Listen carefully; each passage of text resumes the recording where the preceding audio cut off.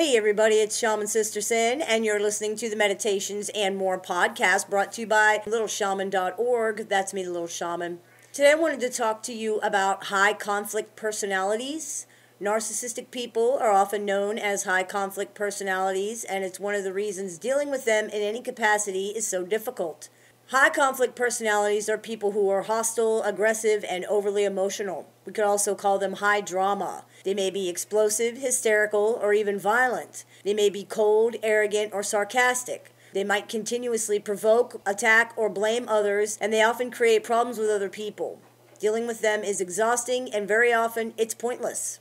Their goal often actually is creating turmoil and disruption in the lives of others. Generally, most people will only cause a fuss if they need to, so we often assume that if someone is causing a fuss or having a problem, there must actually be a problem. We look for ways to work it out so the problem can be resolved and things can get back to normal. The problem is, with narcissistic people, this is their normal. Unfortunately, here's something that many people don't understand, or maybe they just don't want to accept it. I've met many people who are searching for ways to make dealing with their narcissistic loved one easier or to solve the narcissist problem so the relationship can, quote, get back to normal and continue. The truth is, there's no way to do that. There is no immediate problem to solve. There is no way to get back to normal because this is their normal. Narcissists are extremely high conflict personalities with no insight or interest in how what they're doing makes other people feel. Dealing with them is difficult and stressful by default, and they will often strive to make it even more difficult if they can. This is how they live. This is what they do. They're the consummate victim-turned-abuser. Miserable, trauma and drama-addicted people who may only feel powerful and alive when they've created some awful situation that upsets and victimizes everybody else. The goal of this show is to make sure that people really understand what they're dealing with so they can make informed decisions.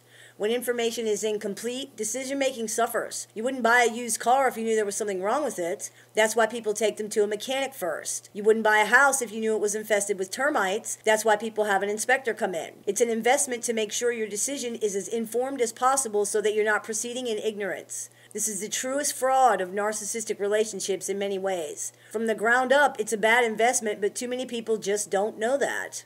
They are fooled, either by the narcissist or by themselves, into believing their investment will pay off in the long run or that the ends justify the means. It's just not true. It's understandable that many people don't want to hear these things, but misrepresenting reality is only going to hurt people in the end, and it'll hurt them more than hearing the truth does now. If people know what they're getting into and what they're dealing with, they can make an informed decision. If they choose to continue on in the relationship, that's up to them, but at least they'll know what they're dealing with, and sometimes that makes all the difference. We often hear that narcissistic people, especially those suffering from personality disorders, are victims. They've had a traumatic childhood and they're just scared and broken. That's true. You're going to get no argument here. That is absolutely true. However, virtually all abusers were victims at one point. That's how the abuse cycle works. It does not excuse their behavior, period.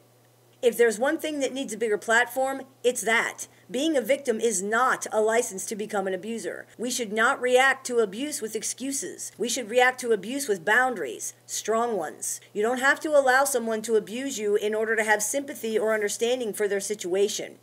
To allow someone to abuse you communicates to them loudly and clearly that their needs are more important than yours, and that creates a mindset in a person that you're not going to break. The narcissist will not reward you for your kindness and understanding. They will treat you exactly as you have demonstrated that they should, as if you don't matter. I hope this clears a few things up for you. As always, I look forward to your comments, questions, and suggestions, so please keep those coming. Don't forget, I've started taking appointments in a limited capacity. You can book an appointment with me on my website, littleshaman.org. You've been listening to the Meditations and More podcast brought to you by littleshaman.org. That's me, Little Shaman. May the Great Spirit bless you and have a wonderful day.